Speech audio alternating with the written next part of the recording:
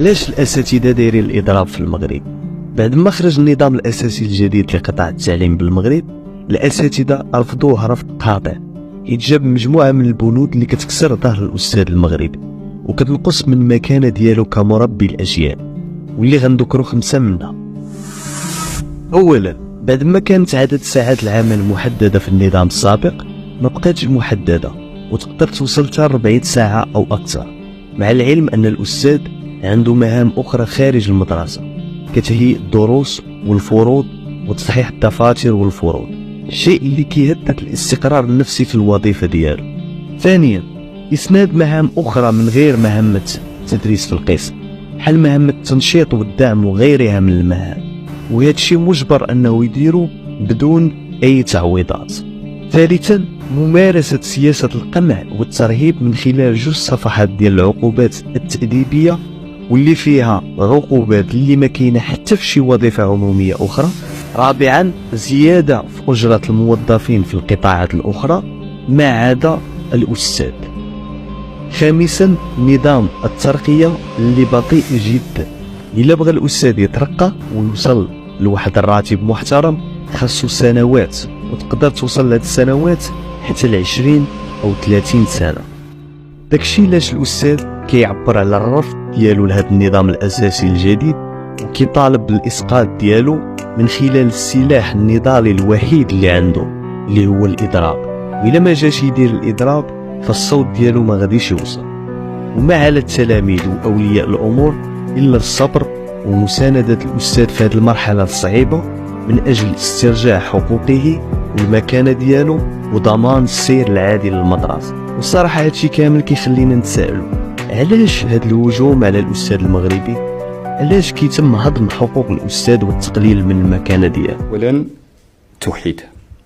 دابا هذا النظام الاساسي تتكلم على موظفين ديال الوزاره ديال التربيه الوطنيه وديال التعليم. هذا الموضوع ديال المتعاقدين ما بقاش. زولنا عندهم نظام اساسي واحد. هذا النظام الاساسي تابع القانون ديال الوظيفه العموميه وتيطبق بنفس الحقوق بنفس الواجبات على كل الموظفين ديال الوزاره.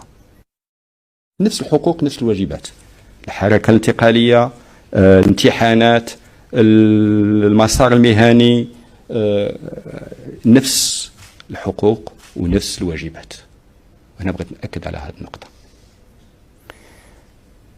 نفس الوقت تحافظ على التوظيف الجهوي، وهذا توجه ديال الدولة.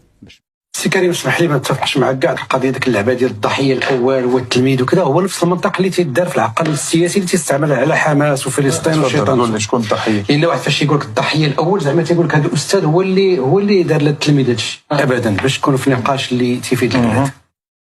الضحيه الاول هو الاستاذ، وراه قلتها لك في الحلقه الاخرى وما تعرفناش المونديال والتنميه والبنيه التحتيه، وهذا ما غينجح والو إلا ما بنيناش تعليم حقيقي. وتعليم حقيقي ما غيتبناش إلا ما كانش عندنا رجل تعليم محترم جدا. اللي طاري الآن في المغرب هو الوضعية والصورة د رجل التعليم، وأنا ماشي رجل التعليم، ما عمرك التعليم ما تدافعش على فئتي، أنا ماشي في فئة ديال التعليم. الوضعية والصورة د رجل التعليم في المغرب مدقدقة ومؤلمة ومحزنة ومتخلفة. صافي، هذه ها وحده. شنو هو الحل؟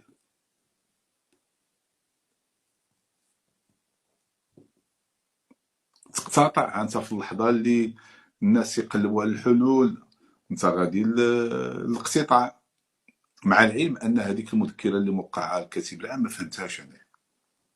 سابقه باش تعرف تسوء النيه ودوك الممارسات التقليديه الحامضه. صيفط هذيك الدوز كاد تبان بين اقتطاع، ما بقاش داكشي، ما بقاش اصاحبي، ما بقاش.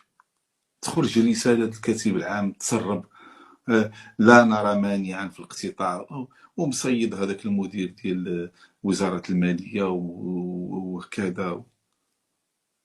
باش تبين بينهم لا راه حنا شادين وغادي نقتاطعوا. ايوا انت اقتطعتي وشحال. ولا انا رايي باين في الاقتطاع. انا تنعتبر الاقتطاع ماشي قانوني وماشي دستوري. انا رايي علاش ماشي قانوني؟ لان الاساس اللي تستند عليه الحكومه في الاقتطاع تيعود الى نصوص معظمها في 2000 توقفات عند 2000. كاينه واحد المرسوم ديال الله يرحمه السي عبد الرحمن اليوسفي، وقانون اللي قبل منه ديال الاقتطاع ديال الغياب الغير المشروع، وكلهم تينتميو لواحد ما قبل الدستور. وكاينه واحد المذكره اللي حاولت تحين داكشي، هي المذكره ديال عبد الله بن كيران، باش تعطي لذاك النصوص التاريخيه المتجاوزه، النصوص القانونيه المتجاوزه والباليه، بغات تعطيها المصداقيه في ما بعد دستور 2011. انا تنفهم واحد اليوم يعني ومنذ مده كنلاحظوا واحد المسلسل تخريبي، وانه يمكن نقولوا بانه الدوله المغربيه كتشجع التعليم ماشي غير بسرعتين ولكن بسرعات مختلفه. فينا هو هذا المغربي اللي غادي يخرج غدا من هذا المعاهد، واللي هي البعض منها كيعتمد حتى على تزوير التاريخ باش يخلقوا واحد الانسان اللي هو مستسلم مسالم خانع مستهلك تافه، ما يمكنش تعول عليه غدا باش تبني الدوله اللي هي قويه واللي هي كتاخذ يعني قراراتها بشكل مستقل من اجل التوزيع العادل للثروه، من اجل النهوض بكل الجهات المهمشه، من اجل صيانه العيش الكريم بالنسبه للمغربيات والمغاربه.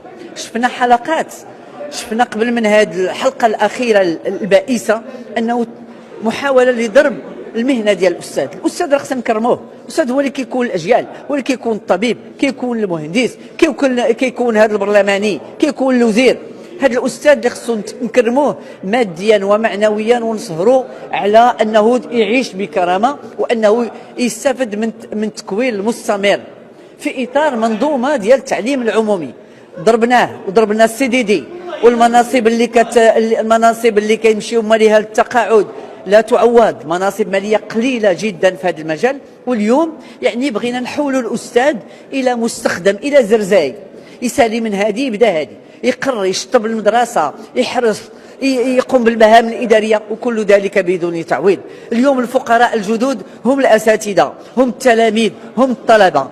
وهذه دوله يعني ما كيغيب فيها التبصر الا بقات غاديه مثل ما هي في هذه الامور هذه. ولهذا احيي من هنا كل النضالات ديال السيدات والساده اللي كيشتغلوا في مهنه التدريس، وادعو الى مساندتهم والى الانضمام اليهم، وان هذا المسلسل التخريبي يجب ان يقف، وبالموازاه يجب اطلاق يعني اصلاحات من اجل النهوض بالمنظومه التربويه واللي في قلبها يعني الكرامه ديال الاستاذ وديال الاستاذه. اليوم راه عندنا 100,000 ديال الخصائص في هيئه التدريس، خصنا نهضوا وخصنا اننا نتهلاو في الاستاذه وفي الاستاذ باش نهضوا بكل الجهات، وباش يمكن لنا نحسنوا بلادنا وندافعوا على سيادتها وندافعوا على حتى الترابيه، وندافعوا على امكانيه التقدم والتنميه المستدامه في كل جهات الوطن، لان اساس التنميه هو الانسان، وشكون اللي كينمي هو الاستاذ والاستاذه.